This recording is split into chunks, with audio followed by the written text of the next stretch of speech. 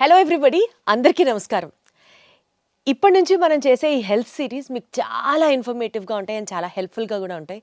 If you follow each and every point of what we talk in the interview, because మీ అందరికీ ఉపయోగపడే subjects గురించే మాట్లాడదాం. ఇన్ఫర్మేటివ్గా చాలా చాలా చాలా ఎడ్యుకేటివ్గా ఈ వీడియోస్ చేయాలి, అందరికీ ఉపయోగపడాలి అనే ఒక ఉద్దేశంతో స్టార్ట్ చేస్తున్నటువంటి ఈ సిరీస్లో నేను మీ అందరికీ ఇంట్రడ్యూస్ చేయబోతున్న డాక్టరు మరీ ముఖ్యంగా మా విజయవాడ వాళ్ళందరికీ చాలా అంటే చాలా చాలా చాలా బాగా తెలుసు.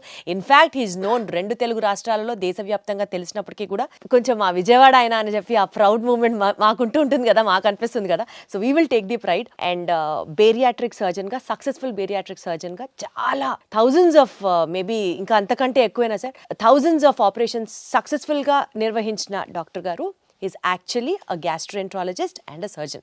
కాబట్టి 2 సబ్జెక్ట్స్ని కంబైన్ చేస్తూ మీ అందరికీ ఉపయోగపడేటువంటి వీడియోస్ చేయడమే ఈ సిరీస్ యొక్క లక్ష్యం. So without any delay, let me take the privilege in introducing to you all the celebrity doctor అనే చెప్పాలి, ఎందుకంటే ఆయన వీడియోస్ కూడా యూట్యూబ్లో ఫాలో అయ్యే వాళ్ళు బోలెడు మంది ఉంటారు. So he is none other than Ravikanth Kongara గారు. సార్ నమస్తే. నమస్తే అండి. ఎలా ఉన్నారు సార్? అంతా ఫైన్.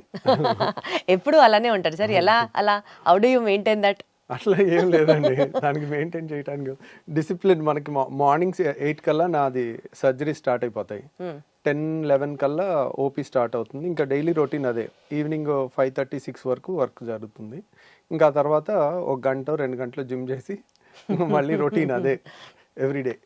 బేసికల్ గా సిల్వర్ స్క్రీన్ మీద నాగార్జున గారు మారరు, ఇక్కడ బయట మీరు మారరు, ఎప్పుడు అలానే ఉంటారు, ఎప్పుడు చూసినా అలాగే ఉంటారు. మనం అందరికీ ట్రీట్ చేసే పేషెంట్స్ ఒబీస్ పేషెంట్స్. వాళ్ళకి మనం ఇలా చేయండి అలా చేయండి అని చెప్పేటప్పుడు ముందు మనం హెల్దీగా లేమనుకోండి, we are not fit to preach them ఇలా చేయండి అలా చేయండి అని. ఫస్ట్ ఆఫ్ ఆల్ మన డిసిప్లిన్ మనం చూసుకుంటే వాళ్ళకి ఏదన్నా సలహా ఇవ్వచ్చు. ఇలా 2 స్ట్రీమ్స్ని మీరు కవర్ చేయడం, మీరు అందులో స్పెషలైజ్ అయి ఉండడం ఇప్పుడు మాకు చాలా హెల్ప్ అవుతుంది. బికాస్ అటు బేరియాట్రిక్ సబ్జెక్ట్ గురించి అన్నా మీ దగ్గరికే రావాల్సి ఉంటుంది, ఇటు గ్యాస్ట్రో సమస్య ఏదైనా సరే మీ వైపే చూడాల్సి ఉంటుంది. సో ఐ థింక్ ఇప్పుడు మనం స్టార్ట్ చేసే ఈ సిరీస్లో let us talk about both the issues, 2 cover అయ్యేటట్టు. ఎందుకంటే అవే ప్రజల్ని ఇప్పుడు బాగా బాగా బాగా పీడిస్తున్నటువంటి మెజారిటీ ఆఫ్ ది ప్రాబ్లమ్స్లో అవి కూడా ఉన్నాయి. కాబట్టి టు స్టార్ట్ విత్ అండి, ఈ ఎపిసోడ్లో స్పెషల్గా మనం గ్యాస్ ప్రాబ్లం గురించి మాట్లాడుకుందాం. గ్యాస్ ప్రాబ్లం అనేది చాలామంది రెగ్యులర్గా ఫేస్ చేస్తూ ఉన్నటువంటి ప్రాబ్లమే. గ్యాస్ వదలడం అనేది మధ్య మధ్యలో నలుగురిలో ఉన్నప్పుడు కాస్త ఇబ్బందిగా అనిపించవచ్చు. అండ్ బ్లోటింగ్, కడుపు ఎప్పుడు ఫుల్గా అనిపించడం, ఏమి తినాలనిపించకపోవడం. సో మేబీ ఇవాల్టి రేపటి మనకున్న స్ట్రెస్డ్ లైఫ్ స్టైల్ ఒక మేజర్ రోల్ ప్లే చేస్తున్నా సరే, గ్యాస్ ప్రాబ్లమ్ని కనుక సరిగ్గా ట్రీట్ చేయకపోతే చాలా కాంప్లికేషన్స్ కూడా వస్తాయని విన్నాము. So you have to tell us అసలు గ్యాస్ ప్రాబ్లం అంటే ఏంటి సార్, ఎన్ని రకాలు ఉంటాయి and how do we overcome this?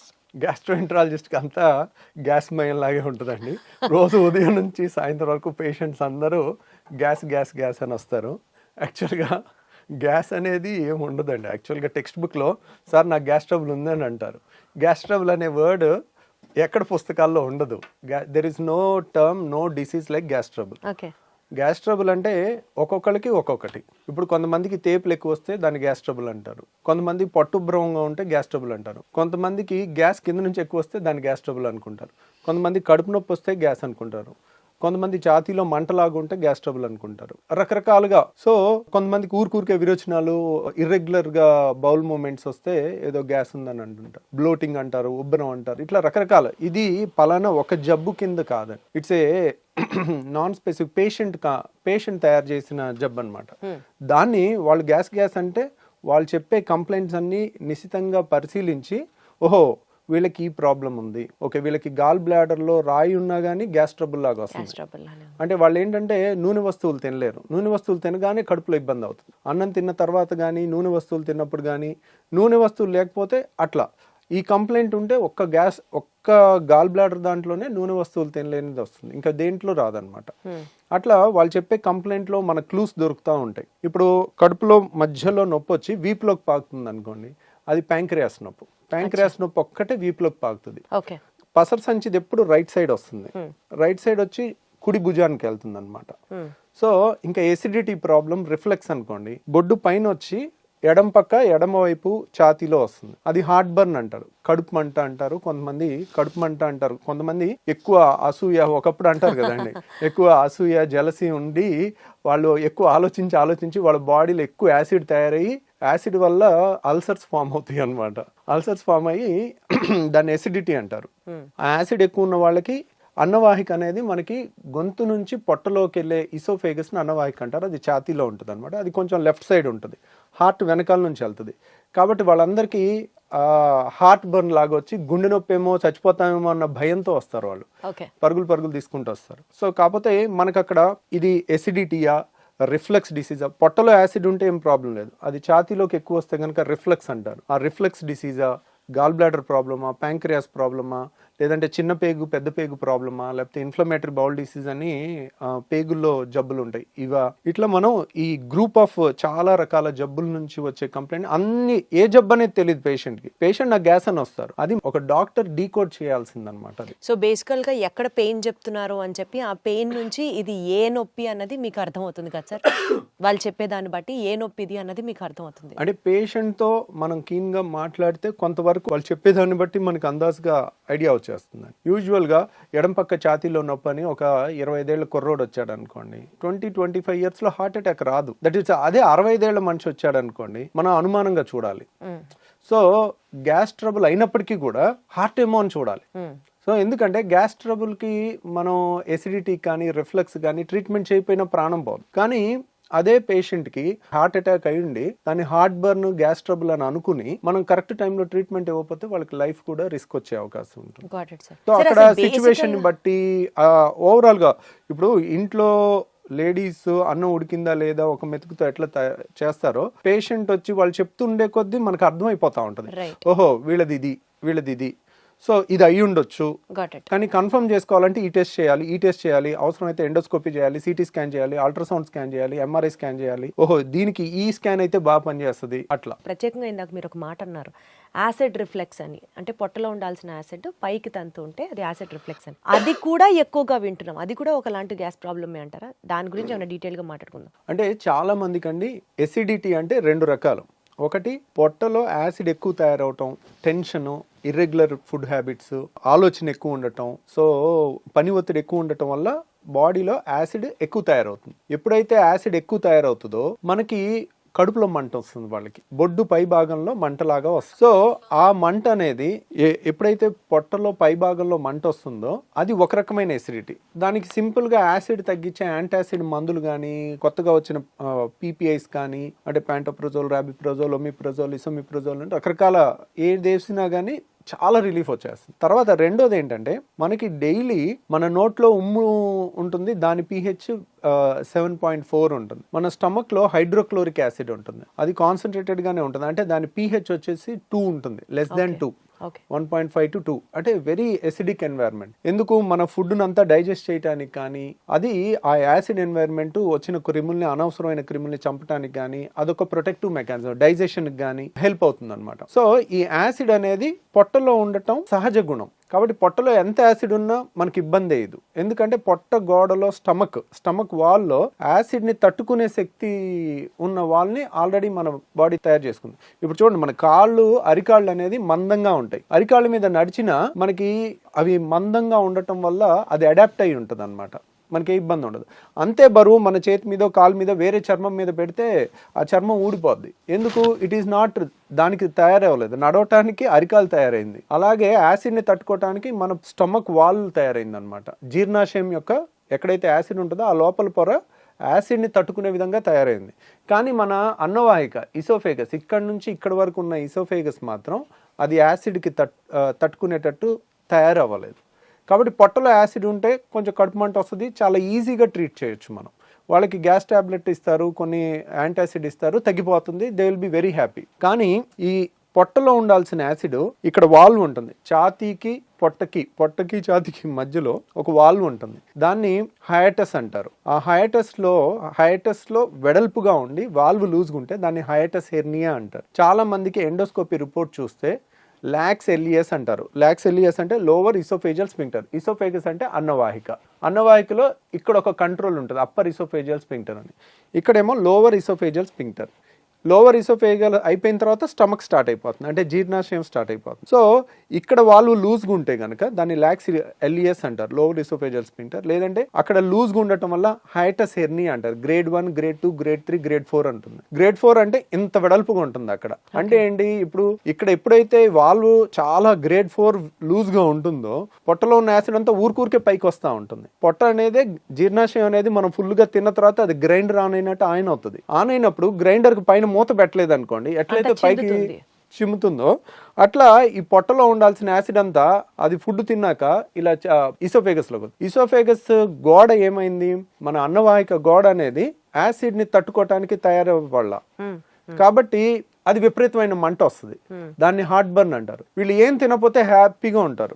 The moment తిన్న తర్వాత వాళ్ళకి ఒక గంట 2 గంటలు ఆ గ్రైండర్ లాగా ఆడినంతసేపు యాసిడ్ అనుకొచ్చి ఈ ఛాతీ అంతా మంట పట్టేసినట్టు ఉండటం, భుజంలో నొప్పి రావటం, ఎడం భుజంలో రావటం, తర్వాత ఎడం పక్క ఛాతీలో వచ్చేసరికి వెంటనే గుండె ప్రాబ్లం అని గడగడలాడిపోతా ఉంటారు. ఎక్కడో టీవీలో చూస్తారు 25 ఏళ్ల మనిషి ఒక ఇలా కోల్బడి చచ్చిపోతే అది హార్ట్ అటాక్ కాదో కూడా ఎవరికి తెలియదు.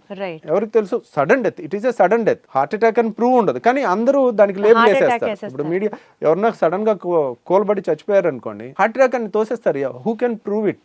దానికి రియల్ గా ప్రూవ్ చేయాలంటే సడన్ డెత్, సడన్ గా కళ్ళు తిరిగి పడిపోయి చచ్చిపోవడానికి చాలా కారణాలు ఉంటాయి. సో చాలా మంది ఏంటంటే మీడియాలో ఎమెచ్యూర్ పీపుల్ అంటే non professional people rapid conclusions కి వస్తారు. ఆ ర్యాపిడ్ కన్క్లూజన్స్ కి వచ్చి ఒక యంగ్స్టర్ కళ్ళు తిరిగి పడిపోతే హార్ట్ అటాక్ వచ్చి చచ్చిపోయాడని అలా ప్రొజెక్ట్ చేశారనుకోండి, ఎడం పక్క గుండెలో నొప్పి వచ్చిన హార్ట్ బర్న్, యాసిడ్ ప్రాబ్లం వల్ల, రిఫ్లెక్స్ వల్ల వచ్చిన వాళ్ళందరూ నిద్రలేని రాత్రులు గడపాల్సి వస్తుంది. అమ్మో నేను చచ్చిపోతే ఎలాగా. కానీ అసలు ఈ యాసిడ్ రిఫ్లెక్స్ వల్ల ప్రాణాలు పోయే సిచ్యువేషన్ కూడా ఉంటుందా సార్?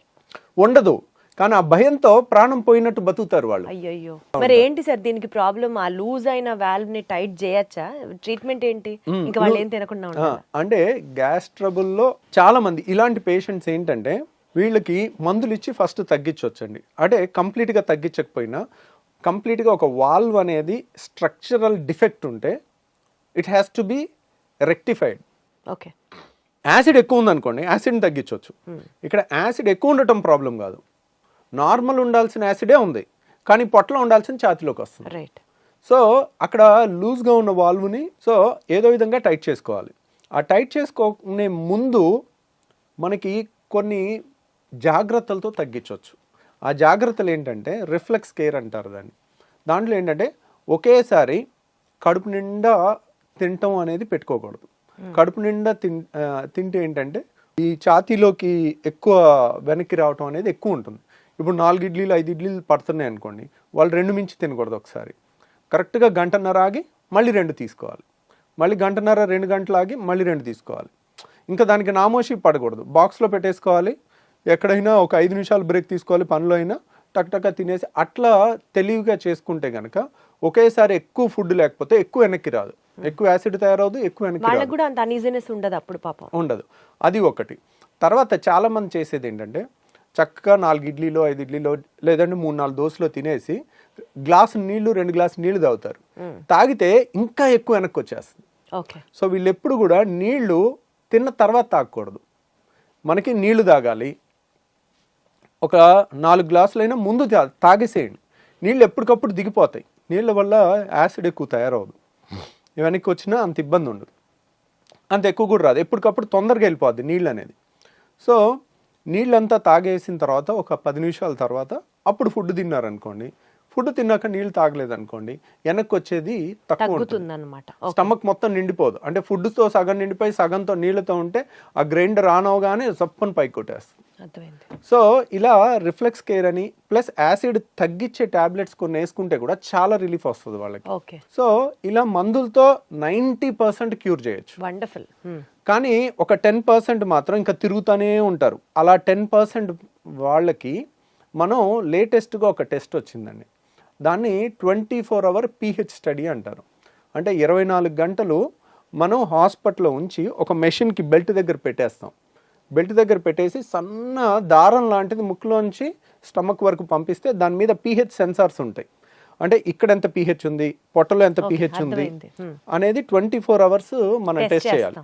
టెస్ట్ చేస్తే యాసిడ్ ఇక్కడ కూడా ఎక్కువ ఉందని వచ్చినప్పుడు pH ఇక్కడ 2 ఉంటుంది, ఇక్కడ 7 ఉండాలి. ఇక్కడ కూడా 2 ఉందనుకోండి, that indicates reflex reflux. Disease, acid Yes. Reflex disease. Got it. దాన్ని కన్ఫర్మ్ చేసుకున్న తర్వాత అది ఆ టెస్ట్ పాజిటివ్ వస్తే మాత్రం సర్జరీ చేసుకోవాలి. ఆ టెస్ట్ కొంచెం కాస్ట్ ఎక్కువ ఉంటుంది, 24 గంటలు హాస్పిటల్లో ఉండి చేసుకోవాలి. బట్ దాంట్లో కనుక మనకి పాజిటివ్ వచ్చిందంటే కనుక అప్పుడు we can consider reflex surgery. Anti reflex surgery అనేది మనం ఈ వాల్వ్ని టైటన్ చేసుకుంటే వెనక్కి రాకుండా ఉంటుందన్నమాట. Okay okay. సో ఆ సర్జరీ మన దగ్గర ఇక్కడ చేస్తున్నారా సార్?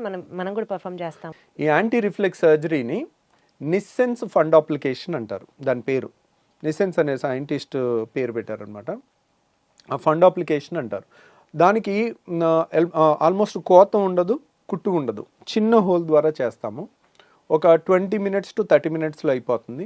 ఈరోజు మార్నింగ్ చేస్తే నెక్స్ట్ డే ఈవినింగ్ 95% డిశ్చార్జ్ అయిపోతారు. ఇంకొక 5% నెక్స్ట్ డే డిశ్చార్జ్ అవుతారు. సో ఇది ఎఫెక్టివ్నెస్ ఎంత ఉంటుంది అంటే కనుక ఆల్మోస్ట్ 75% నుంచి 85% వరకు ఉంటుంది. ఒక 25%కి సగం రిలీఫే ఉంటుంది.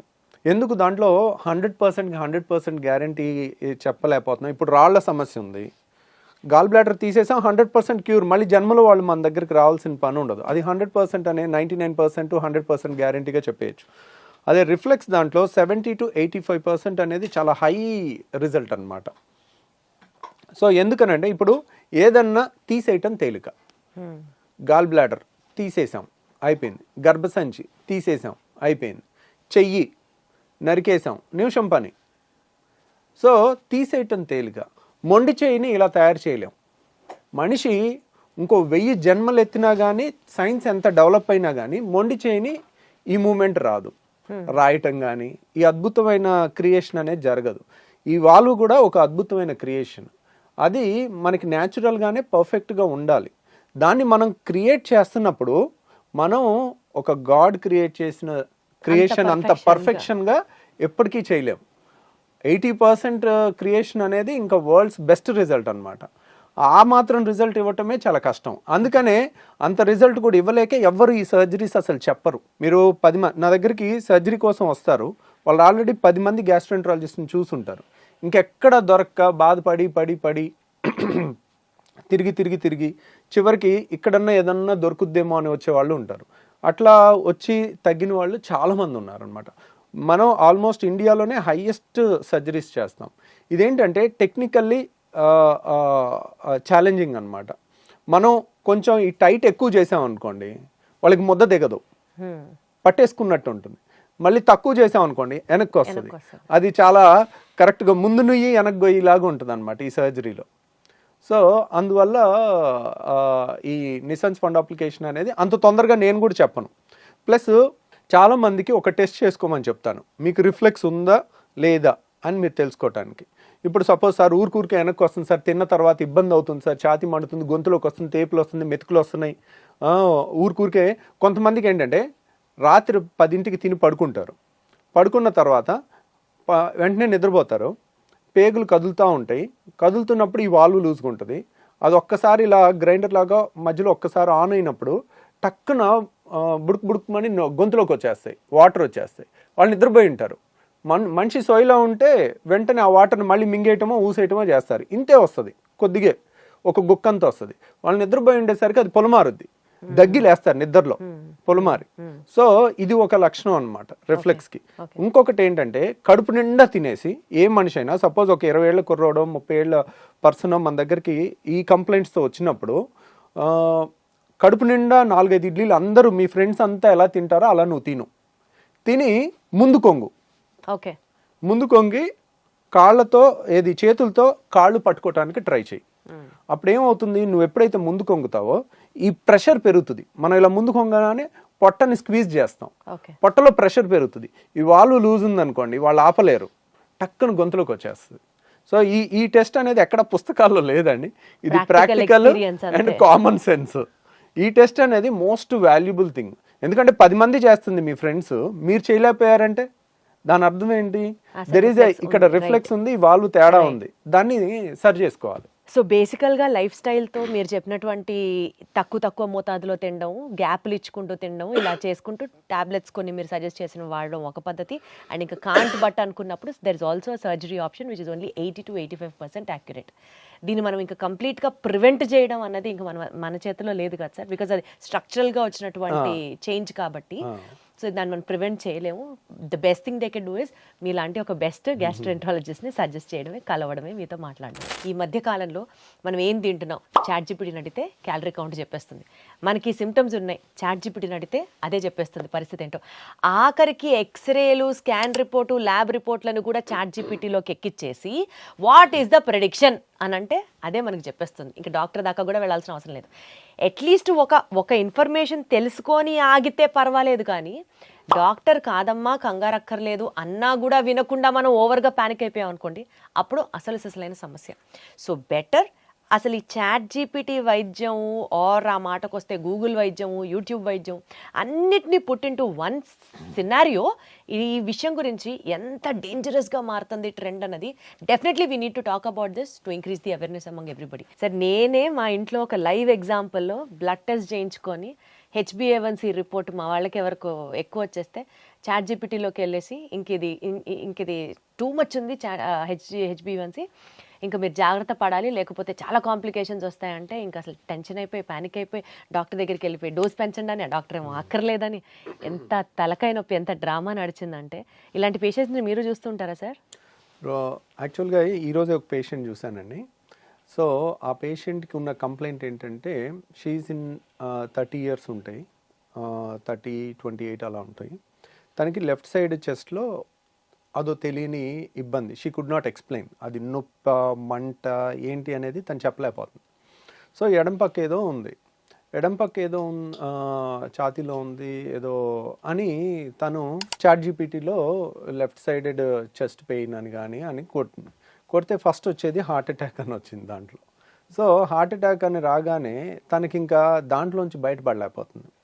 వెంటనే అక్కడ అమెరికాలో ఉంటుంది, అమెరికాలో ఎమర్జెన్సీకి వెళ్ళారు. అది ఈసీజీ అట్లాంటి బేసిక్ టెస్ట్లు చూసి ఏం అవసరం లేదు, అంత బాగానే ఉంది, ఏం హార్ట్ అటాక్ లాంటిది ఏం లేదు అని దే హ్యావ్ ఎష్యూర్డ్ దెమ్, ఏం కాదమ్మా అని. కానీ భయం అనేది ఒకటి ఉంటుంది కదండి.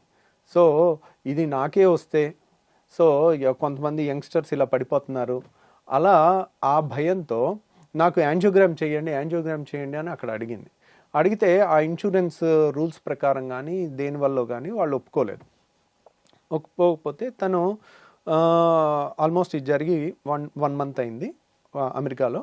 తర్వాత తను ఇండియా వచ్చి ఇండియాలో మనకి ఏ టెస్ట్ అయినా యాక్సెసిబుల్ ఉంటుంది, వెంటనే అక్కడ 1, 2 నెలలు, 3 నెలలు అపాయింట్మెంట్ తర్వాత దొరుకుతుంది. ఇక్కడైతే ఒకే రోజు అన్ని రకాల టెస్టులు మనకు కావాల్సినంత స్పీడ్గా చేయించుకోవచ్చు.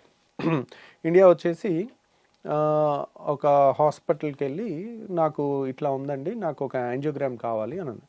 యాంజియోగ్రామ్ అవసరం లేదమ్మా నీకు అని చెప్పినా కానీ లేదండి నాకు కావాలి అంటే, సరే రెగ్యులర్ యాంజియోగ్రామ్ అంటే ఇక్కడ సూది గుచ్చి లోపలికి వేసి చేయాలి కదా, అది రిస్క్ ఎందుకు అనవసరంగా సిటీ యాంజియోగ్రామ్ చేద్దామని సిటీ స్కాన్ యాంజియోగ్రామ్ చేయించారు.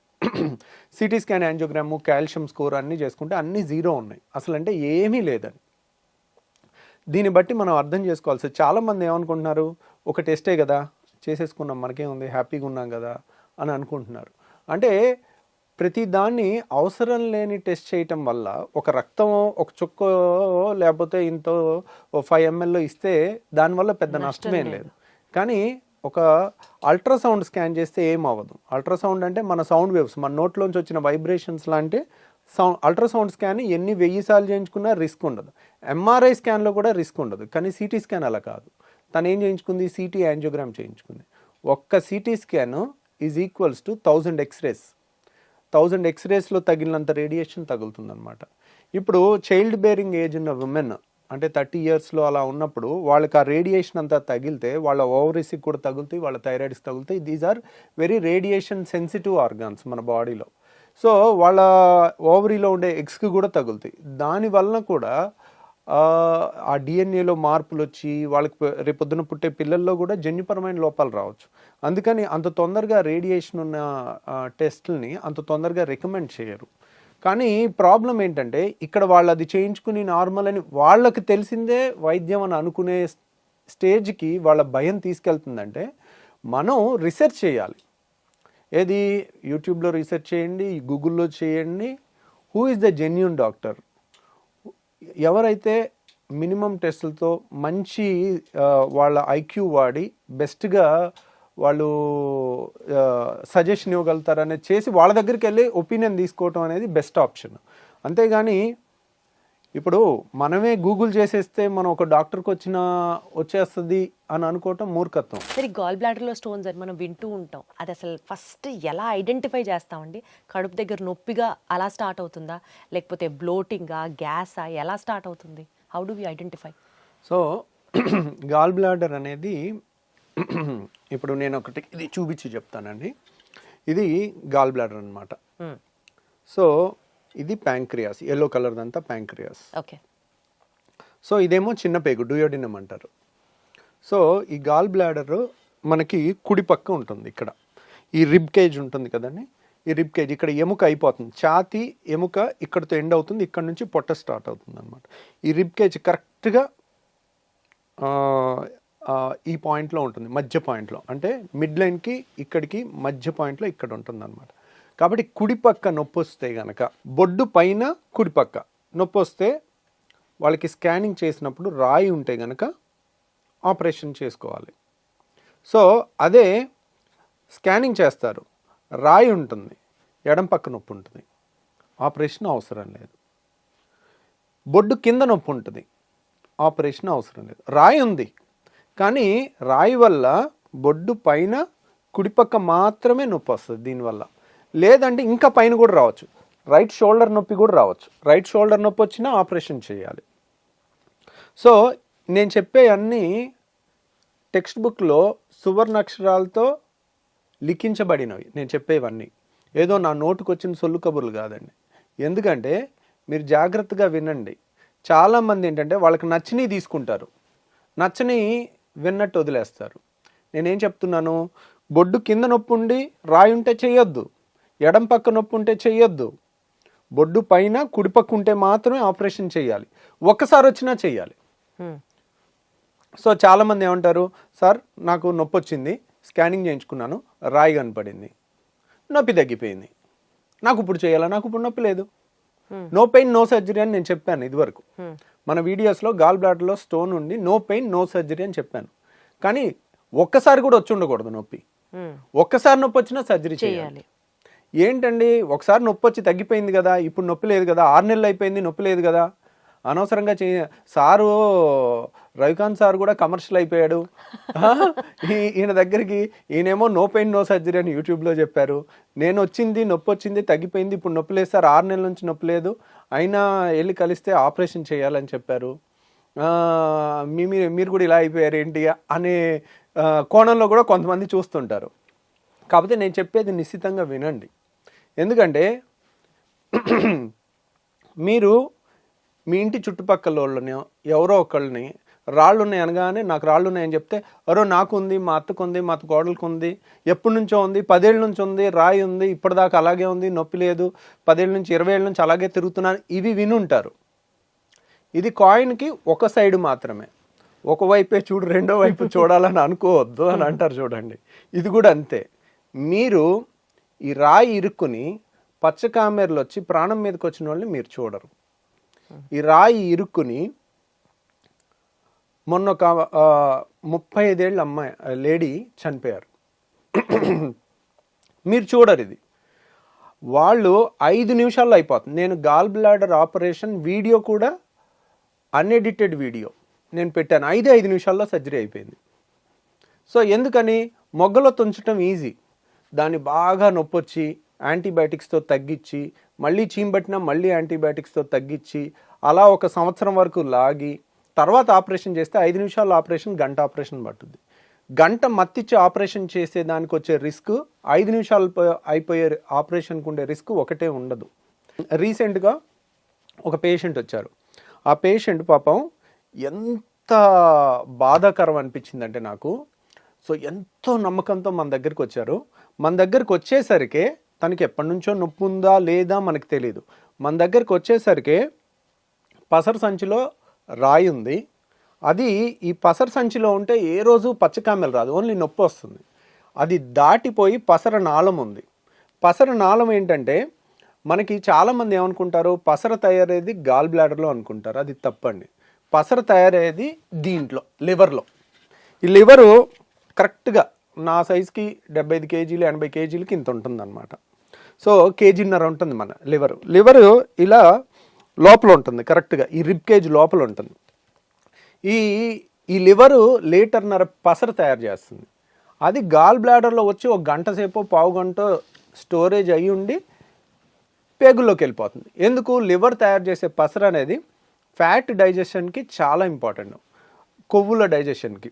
కాబట్టి అది దీంట్లో స్టోరేజ్ ఆర్గాన్ మాత్రమే. చాలామంది నాకు గాల్ బ్లాడర్ తీసేస్తున్నారు, నా పసర తయారవదు, నాకు ఆ డైజెషన్ ప్రాబ్లమ్స్ వస్తాయి అని అపోహలు అనమాట ఇవన్నీ. దీంట్లో తయారవదు. దీంట్లో 5 నిమిషాలు స్టోర్ ఉంటుంది, 10 నిమిషాలు స్టోర్ ఉంటుంది, ఒక గంట స్టోర్ ఉంటుంది. మళ్ళీ వెంటనే తిన్న వెంటనే ఒకేసారి ఈ పేగులోకి వచ్చేసి పేగుల్లో కలిసిపోతుంది అనమాట. లీటర్న్నర పసర తయారవుతుంది మనిషికి పర్ డే. సో ఇది హైవే అనమాట. లివర్లో తయారవుతుంది పసర, ఇలా ఉంటుందన్నమాట. లివర్లో తయారవుతుంది పసర, పేగుల్లోకి వెళ్ళాలి. ఇది హైవే.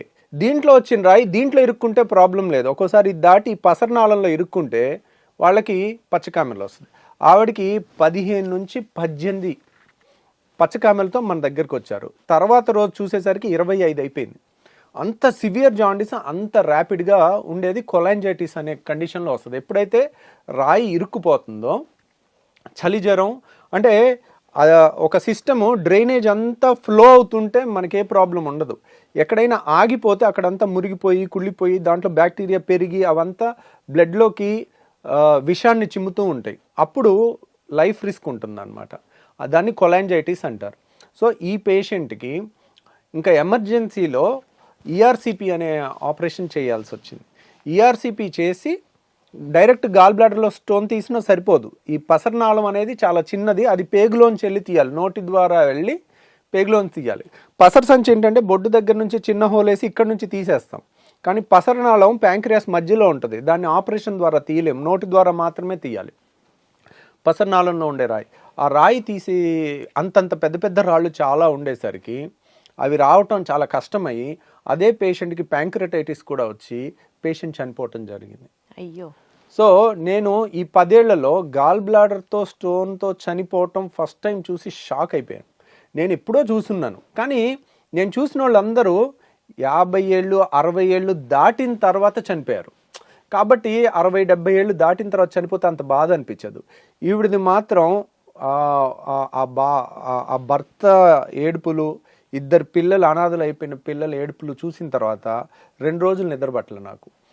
ఇంత చిన్న ప్రాబ్లంకి అనవసరంగా భయపడి పెద్దానికి 5 నిమిషాలు అయ్యే ఆపరేషన్కి 100 క్వశ్చన్లు అడిగి నిజంగా అవసరమా డాక్టర్ గారు అని మమ్మల్ని అనుమానంతో చూసి మనకెందుకు వచ్చిన గొడవలే గట్టిగా చెప్పడం ఎందుకని అనిపించే స్టేజ్ తీసుకొస్తున్నారు.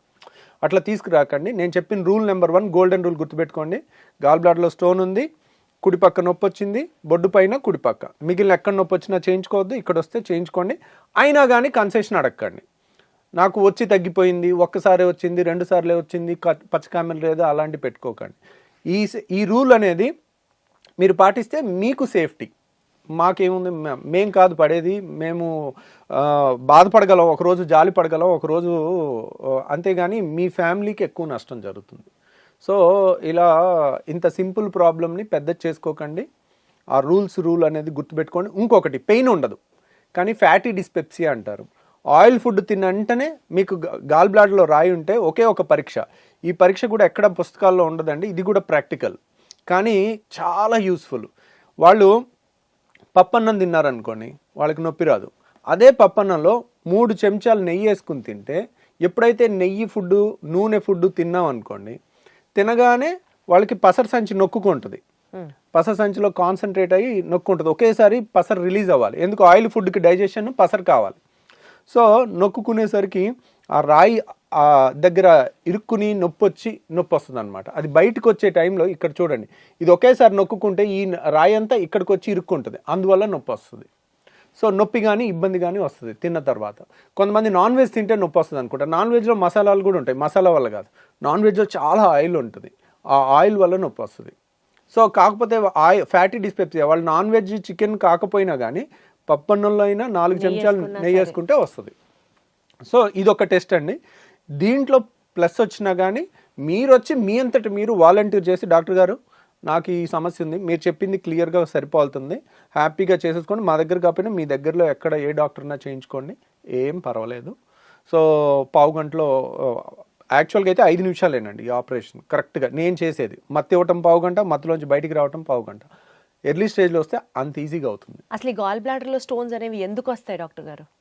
గాల్ బ్లాడర్లో స్టోన్స్ అనేది దానికి పిగ్మెంట్ స్టోన్స్ అని ఉంటాయి, కొలెస్ట్రాల్ స్టోన్స్ అని ఉంటాయండి. దీనికి పలానా కారణం అని ఉండదండి. అవి stone composition cholesterol stones, non cholesterol stones, pigment stones అని ఉంటాయి.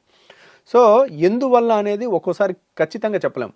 ఫ్యాటీ ఫర్టైల్ ఫిమేల్ ఆఫ్ 40 ఇయర్స్లో వస్తుంది. అంటే ఫ్యాటీ అంటే లావున్న వాళ్ళకి వస్తుంది. సడన్గా బరువు తగ్గిన వాళ్ళకి కూడా రావచ్చు.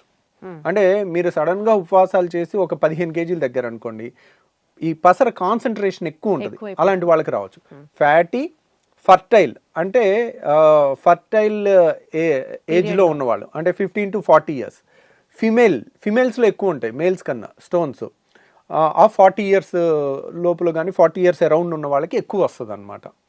ఇలా వస్తుంది. కానీ ఎందుకు అనేది అది బైల్ కాన్సన్ట్రేషన్ ఎక్కువ ఉన్నప్పుడు, పసర కాన్సన్ట్రేషన్ ఎక్కువ ఉన్నప్పుడు అవి ఒక స్టోన్ ఫామ్ అవ్వాలంటే మీకు ఒక్కొక్క పొర దాంట్లో తయారవ్వాలంటే మీకు ఆల్మోస్ట్ ఒక 10 ఏళ్ళు పట్టుద్ది. ఈ సైజు స్టోన్ రావాలంటే వెంటనే వచ్చేవి, అవి స్లోగానే వస్తాయి అన్లెస్ మరీ కాన్సన్ట్రేటెడ్ బైల్ ఉంటే తప్పితే. సో బేసికల్గా ఇప్పుడు మీరు చెప్పినట్లుగా ఇమ్మీడియట్గా సర్జరీ చేసేసాం అనుకోండి, వాళ్ళు తిరిగి వాళ్ళ నార్మల్ లైఫ్ స్టైల్కి వచ్చేయచ్చా? ఈరోజు మార్నింగ్ ఆపరేషన్ చేస్తే రేపు మార్నింగ్ ఇంటికి వెళ్ళిపోతారు. 3వ రోజు నుంచి అన్ని పనులు చేసుకోవచ్చు. ఓకే, కోత ఉండదు, కుట్టు ఉండదు. లాప్రోస్కోపీ ద్వారా తినాలి, ఇంకా ఫ్యాటీ ఫుడ్స్ తినకూడదు, అన్ని తినొచ్చు. అప్పుడు ఫుల్గా తినొచ్చు. ఓకే, ఎందుకంటే అప్పుడు ఫుల్గా ఆయిల్ ఫుడ్ తిన్నా కానీ పసర సంచి నొక్కుకోదుగా, పసర సంచే లేదు, డైరెక్ట్ లివర్లో తయారవుతుంది పసర, పేగుల్లోకి వెళ్ళిపోతుంది. హైవే ఉంది మనకి, కామన్ బైల్ డక్ట్ అనేది. గాల్ బ్లాడర్ తో పనే లేదు. గాల్ బ్లాడర్ ని తీసేయడం వల్ల ఎలాంటి నష్టము లేదు బాడీకి, లేదు. అది ఇంకా దాంట్లో స్టోన్ ఏర్పడితే అది ఉంచుకుంటేనే ఇంకా చాలా తీయట్లేదు. నాకు తీయట్లేదు, నార్మల్ ఉన్న వాళ్ళకి తీయట్లా. దాంట్లో రాయుండి ప్రాబ్లం ఉన్న వాళ్ళకి, రాయుండి కూడా నొప్పి లేకపోతే తీయద్దు కదా. ఇంత క్లియర్ గా ఎవరు చెప్తారు సార్? ఇంత చెప్పినా కూడా ఇంకా ఏమన్నా దానికి ప్రాబ్లం ఎక్కడంటే రాయుండి ఎక్కడ నొప్పి ఉండకూడదు అక్కడ నొప్పి ఉన్నా గానీ వెయిట్ చేస్తారు. రైట్, అది తప్పు. ఇంతకంటే క్లియర్గా ఎక్స్ప్లెయిన్ ఎవ్వరు ఇంత సింప్లిఫై చేసి చెప్పారండి. సో దయచేసి మీ భయాలన్నీ పక్కన పెట్టేసి నేను ఎప్పుడు చెప్తున్నట్లుగానే డాక్టర్ మీద నమ్మకం ఉంచుకోండి. అది మీకు మంచిది, అందరికీ మంచిది. Thank you so much sir. Thank you అండి.